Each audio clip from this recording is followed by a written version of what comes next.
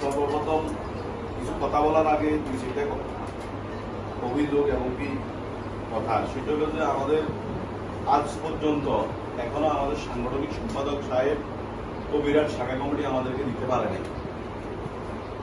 আমি ওনাকে বলবো অতি দ্রুত আপনি কি সমন্বয় করে কমিটি দিতে পারবেন কিনা। আর আমাদের এই যে আমাদের তারা একটা অভিযোগ আমার করছে, ঠিক আছে নি, মামলার বিষয়টা আসলে গ্যাসটো সম্পূর্ণরূপে কিছু গাড়ির কাগজপত্র আছে, এছাড়া সব গাড়ির কোনো কাগজপত্র এমনকি অনেকের সেলফিসিক পর্যন্ত নাই। এটা সম্পূর্ণরূপে একটি অবৈধ গাড়ি। এই গাড়িগুলা আমরা বিগত 5 তারিখের আগে 3000 থেকে 4000 টাকা করে মালতি দিয়েছে, এবং কি এই মালতি আমরা কোনো বাস ট্রাক এরকম 3-4000 টাকা মালতি আছে কিনা আমার জানা নাই, কথা বলছেন।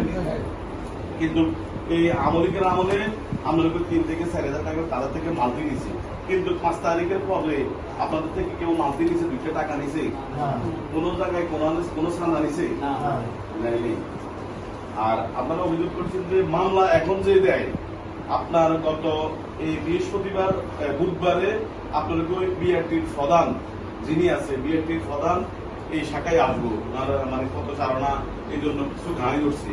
আর আপনারা বিশেষ করে জানেন বিগত সরকার আমলে যে আমাদের গাড়িগুলো আমাদের মাল্টি সিস্টেম ছিল, মাল্টি সিস্টেম থাকার পরও কিন্তু মামলা দিছি, যাই নাই মামলা দেওয়ার কারণটা হইলো কি, হয়তোবা আমি রং সাইডে ঢুকছি, হয়তোবা আমি লক্ষ্মীপুর থেকে আইসি, আমার মালতি আছে আমার ধরে নাই, ঠিক আছে নি, বা আমরা অনেক টাইমে দেখা গেছে আমার টাকা আমার 2-3 মাস আটকে গেছে, যাতে মালতি করে একটা সিস্টেমে মামলা দিই ধরাই দিচ্ছি।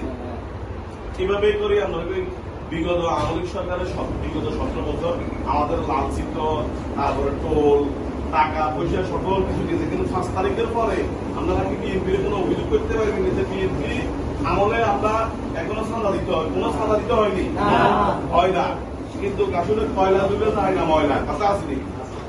এখন শ্রমিক সেক্টর যদি আমরা টাকা যদি ইনকাম করতে না পারে, সে শ্রমিক সরাবে কিভাবে? পুলিশ যদি টাকা যদি না খায়, তাহলে তার বউ বাচ্চারে স্বর্ণ গয়না কিভাবে দিব?